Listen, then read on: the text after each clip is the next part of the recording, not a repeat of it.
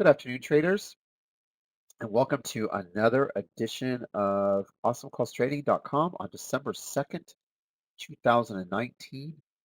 Um, anyway, we had some really nice plays today. Our top play today in the chat room was CLVS.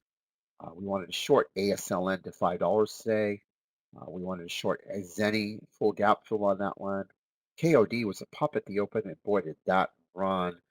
Baker Brothers had ended up having a lot of power on that stock, and the stock just ran. They bought a portion of what do you call it? A part of a drug for 225 million, and the stock just went crazy. Um, right now, we're playing Shop. Continues to run. Shop got oversold this morning, hit all the way down at 312, and it's already now 330, almost $331. Just incredible play. I don't actually think that's a really good move to 340, 350 over the next few days if we get some upgrades on that. Roku was the big one. It sold off today. Once it broke 140, we were calling 135, 136 areas, and then we were looking for supports at around 130, 132. It was a great short idea. We did play it to the downside, and we were not long the stock unless it hit 148 at the open, which it did not. It was a really interesting call because it was Morgan Stanley downgrade, but they upgraded the price target. So it's kind of like a contradiction. I think they're just late to the party. We played Splunk, Bib, Shop, ICPT, and EFM. Okay, ICPT and CLVS. Let me start with these two right away. CLVS uh, was gapping up this morning on no news. So I felt very strongly that the stock would pop at the open towards 17, scale in short, take it down to 14, double bottom, and go long. And that's exactly what I called verbatim, back up to 17. And that's what I wrote down. Stock would pop at the open to 17, scale in short, take it down to 14, bottom curl, and go long. Next, the one that we did was ASLN. This one was gapping up on regurgitated news. I mean, they're using the same news. I wanted everyone to know I'd be playing this. I could not get shorts over at TD, but I did feel the stock would sell off to $5 today. So any pop at the open towards 8, I wanted to dump it and then sell it off. I did take a little bit of a loss on this. I was chasing this because I was hoping we could get a little bit more past 9 or past 8, and it just did not want to get it. As soon as it opened up, market makers held it, and shit happens. But I moved over to KOD, and whew, Adam News held us, took us, and we just ran that thing up. But anyway, this turned out to be a winner. There's the 8 spot per pre-market. So if you did take 8, and I told you it would cut down to 5, and guess what? It just triple bottomed at $5 a share. 1, 2, 3, $5. And there's your bottom. And then if you were new to day trading, you came in here and you asked me, so should I buy at 5? Yes. Now it's now 580. So you could have bought that one with size, took it up at $5, and made another $1,000 or $800 on right there, 1,000 shares. Just buy it at 5. Great call. The next one we did was ICPT. This was a wonderful. I like this as a swing trade to go towards 115 to 120. Multiple upgrades across the board. We've had several last few days. This one was gapping down because it was actually gapping up this morning, as you could see. But I did call for the stock to gap fill back to 108 and under, bottom curl, and go long. I was looking for 113 or more today. Stock ended up at 114.40. So it's a nice play. If you took 108, added at the pull down at 107, had a 107.50 average, you made about 7 points on this trade. You stayed with it. Really a nice setup today. The next one we did was Splunk short, and the reason for that was a tier 1 firm came out kind of late to the party as far as I was concerned. It's gapping up. I wanted everyone to short the stock in pre-market here at the 153 level, add on any pop at the open, take it down and fully gap fill to 150 and under. Stock ended up dumping to 146, and now it's kind of hovering around that 149 area.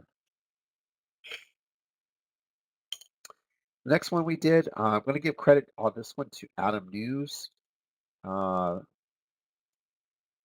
I had this, Baker Brothers is a famous company, group of people out there, and these guys, they seem to be winners, and a lot of people love their stuff that they get involved in. They've had some big, huge wins. So now they're out there buying, certain companies have certain drugs that they like or certain royalties that they want. So they have the cash. They are cash kings. So this morning they went into KOD and gave them $225 million to get a partial of the royalties of one of their drugs. The problem I have with those type of plays, especially when they're, and I'll show you the chart, you can see got a lot of back holders. The problem I have is I tend to want to gap fill these back down because, okay, I want you to kind of just hear my point of view. You got a drug, you're doing well on it, the royalties are going to be good, but instead of waiting for your royalties to come in for the shareholders, another company comes in and says, "Screw that. We'll give you 225 million. Take partial of your royalties away. We'll advance you the money so you can pay off your debt." So it's like a short-term idea, but in the end, the people that paid the 225 are the ones that are going to make the most money. So, and the drug needs to get all approved and all this other stuff. So there's still work to do. So by the time that all happens, Baker Brothers will be sitting there with a nice position. And if the stock flies, as you can see today, if they own parts any of the stock, they pretty much got a big chunk of their money. I mean, stock ran. I had a stock popping from what, $30 in pre-market to 33 at the open. You couldn't sell it at 33 if you wanted to. By the time you click a candle, I mean the first two wicks were 35 and the next one was 72. So even if you tried to do a market order sell it, you would have sold it probably for 10 points more than you bought it. I mean, this wick right here was a million shares. Just unbelievable. Unbelievable. Just crazy stock. But hey, we're in low float medium right now, so who cares? Play what you can get. And I did play this, and I was playing on level two. I could see 65 levels being bought up when it was at 58. I was telling traders long it, and it hit 60, I think it's 67 right there. Right there. We were longing it right here at the 55, 58 level. I said, hey, this is going to 65. Hit 65 and then slapped to 67. Man, we were out. And then it went to 72. Adam was trying to get 100, but it pretty much double topped up here and topped off. That's You could see it just get tired and say, okay, that's enough. That's what it did. So anyway, and then we shorted it, and we were calling for 50 for the first target, and we got down here. I do think over the next few days it should sell off.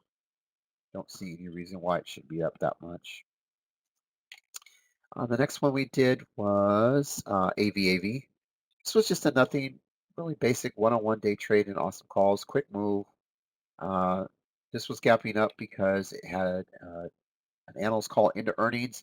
Keep an eye on this. They might beat tomorrow, and if they do, this stock would run quite a bit. It probably hit over the 70 mark.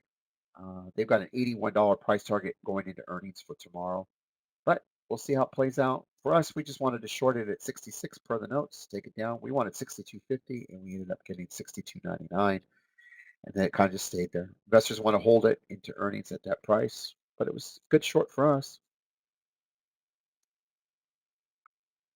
And another one we did today was EFVM. This was gapping up on kind of, in my opinion, just really dumb news. It was a trial. Uh, really wasn't significant, I believe. When I was reading the news itself, it was gapping up two with very thin volume. Um, it was a trial primary endpoint on a trial. It wasn't even a full trial. It wasn't. It just the news was telling me short the stock, short the stock, short the stock. So that's what we did. We suggested taking short at 840, 850, any pop at the open towards 9, scaling in. We were calling for a 650 bottom on that stock. I'll show it to you. 650 bottom right there. Short the stock, fill the gap, 650 and under. Do